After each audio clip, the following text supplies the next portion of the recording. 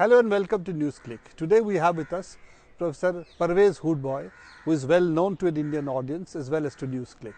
Pervez, good to have you with us. Thank you. Thank you, Prabir. You know, we are at the moment in India in a scenario which is somewhat reminiscent of what you went through in the 80s when Pakistan started Islamizing science itself, and you started talking about science also being somewhat complemented by religion, religious education should be a part of science education, etc.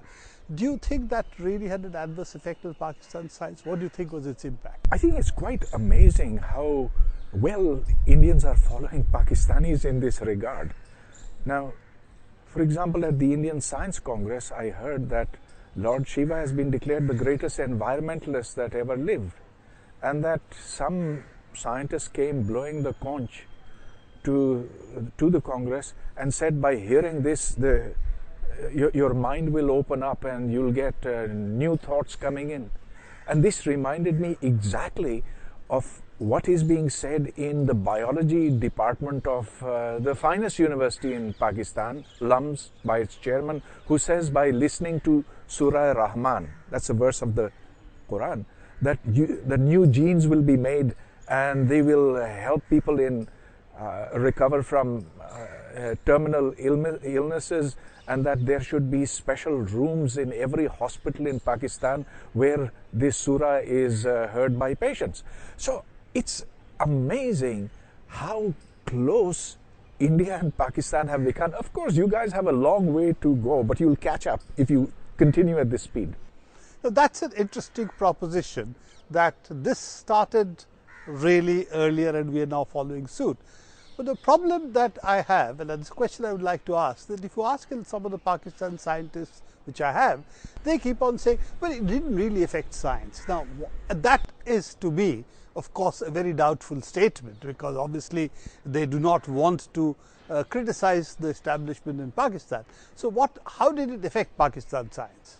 That's a good question. It didn't affect it directly, in the sense that, see, science is technical. You learn techniques and you learn how to do this and that. And in a sense, it's become like engineering these days. It's become mastering techniques.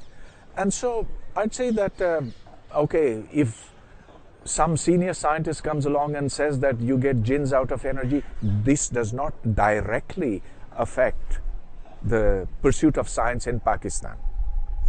And similarly in India. And so India has been able to send Mangalyaan to Mars. It's been able to do some very good work.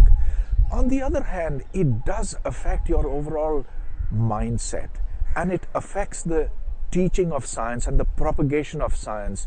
And so at a deep level, where one should be applying the scientific method and applying the need for constant questioning and the need for evidence, that aspect, that fundamental aspect of science is now being given second place, second level, certainly in Pakistan, but now increasingly more in India. And I'm really sorry to see that.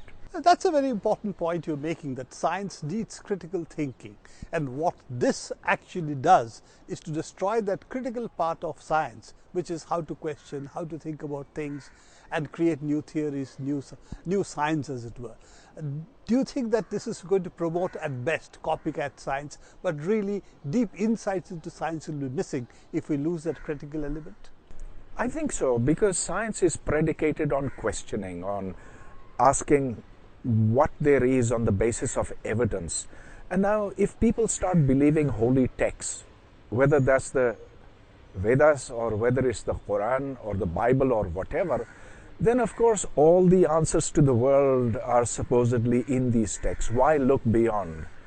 And when people take religion seriously in this manner and think that science can be extracted out of holy texts, well, then they're certainly going to lose out. Moreover, I think that the attitude of questioning, that's a part of modernity. That's something very different from a traditional authoritarian society. And I'm afraid that we on this subcontinent are succumbing more and more to authoritarianism, that all knowledge is embedded in the books rather than going out and finding for ourselves and actually becoming inventors of knowledge. I might say that the notion of inventing knowledge is not there in the holy books. You can go out and discover, knowledge, but you cannot invent. That is for the powers up that lie above. Now, you talked, I think, mentioned in the passing about jinns producing energy. Can you throw a little more light on this? Because this, I believe, was quote-unquote a serious proposal by a nuclear physicist or a physicist, I don't remember who had actually proposed this and got some funding for it. Well, it wasn't a nuclear physicist, it was a nuclear engineer by the name of Sultan Bashiruddin Mahmud, and he was the principal designer of the reactor at Khushab, which produces plutonium for making bombs. He did put this across as a proposal, and we had a grand fight some 40 years ago on this. But okay, that is not taken seriously. However, what is more alarming to me is that in our universities, there are now actually workshops being held on things like jinns and Kala Jadoo, black magic. And speakers have full auditoriums available to them. I mean, the students come and they sit transfixed by these speakers who talk about extraterrestrial spiritual beings that come and actually change our lives or have the potential of doing destruction or good. It's very similar to genetics being practiced in the way in the Vedic period, Mahabharatas and Ramayana. So as you said, we seem to be following a little late, but nevertheless following on very similar lines. Other question that I have, that looking at what's happening in Pakistan, and this is of course something that's not very dissimilar to what's happening here, do you see a change in the Pakistani state with respect to thinking that if we do a certain set of things, protect a certain kind of violence that takes place, as long as it doesn't happen in India, in Pakistan it happens in Afghanistan, if it happens in India, that Pakistan as a state, it will be beneficial for it because this is somehow a part of its strategic depth. Do you think there is any change in this kind of thing? This is what I remember you criticized last time, that Pakistan's attitude to this is the problem, or the Pakistan state's attitude to this is the problem. And indeed, I was very critical, and I am critical because the Pakistani state hasn't totally renounced it. There's still a little bit of that left, but I am very happy that now the realization has sunk in that having these extremists around who were actually intended as a third force, as a subterranean force for defeating bigger powers or doing or actually executing our foreign policy, that thought now seems to be disappearing because the costs of that have become very apparent.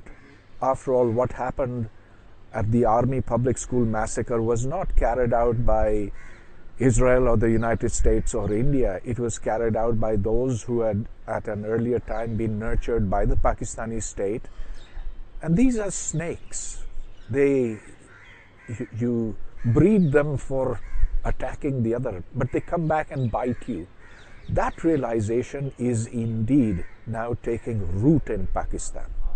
Do you think that this is the reason that this time the response to what happened in Pathankot has been a little more positive, and we can hope that the kind of thaw, which is the third time that's happening between Sharif and Modi, will actually continue? I'm actually very pleased by the mature reaction shown by both the Pakistani and the Indian side. Earlier on, the Pakistani reaction had simply been one of denial. This can't be our people. This must be a wound inflicted by India upon itself because it wants to put Pakistan in a bad light. Now, none of that. Now it is, yeah, give us evidence, and yes, we are worried, and yes, please tell us enough so that we can make a good case that we must lock up Jaish-e-Mohammed, and so far not Hafiz Saeed, but certainly Masood Azhar and so forth. So I think this time around there has been really a positive attitude shown by Pakistan, and I'd say a positive attitude shown by India as well, because he didn't go out simply saying, you're terrorists, we're going to come and hit you. We know now that in the world where nuclear weapons exist and where they can possibly be used as well, this time around, India also behaved maturely. It didn't say, Pakistan, you're just harboring terrorists, we're going to come on and attack you, we're going to destroy terrorist camps, etc., etc. They didn't do that. They said that, well, these are attempts to derail the talks, Pakistan must take action, but we are not going to be deterred by such random actions. And I think that's a sign of maturity. If pursued further, it will be mutually beneficial to both countries, to us particularly, because these terrorists have exacted an enormous toll upon Pakistan.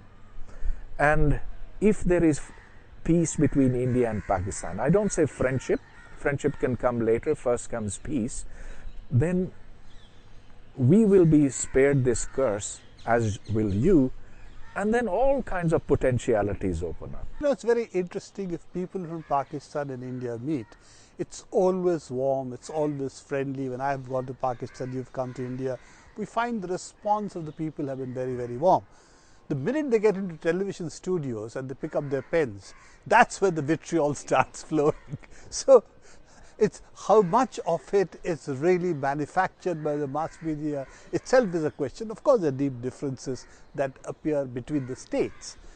In this, do you think Nawaz Sharif from the Pakistan Muslim League, and you have Modi representing essentially the right-wing Hindu forces in this country, have a better shot at peace than secular governments? Well, because they are the ones who have been the spoilers generally. Yeah, but look, I would not call Nawaz Sharif as an advocate of a religious party in Pakistan. Earlier he was. In 1999 he wanted to impose the Sharia on Pakistan, but he's come a long way since then. Maybe his experiences in Saudi Arabia have convinced him that that's not the way to go for Pakistan. But since coming back, he has been relatively more mature, and I'd say that, okay, the hardcore religious parties in Pakistan, the Jamaat-e-Islami, the Jamiyat-e-Ulema-e-Islam, others, they don't get any substantial fraction of the popular vote. So that's a clarification over there. I think that between India and Pakistan now potentialities have opened up, and that in spite of Narendra Modi and his initial hardline anti-Pakistan stand. But again, I think that maturity has been shown over here, and really what else can you do but talk to each other and make overtures towards peace in this nuclear age. Thank you very much, Pervez, also bringing out the risk of two nuclear armed powers in this situation where they are at a kind of standoff which can spill over into war. And that kind of scenario is obviously not only dangerous for South Asia, for all of us, but also for the world. Thank you very much for bringing out the various issues. Hope to talk more with you even when you are back in Pakistan.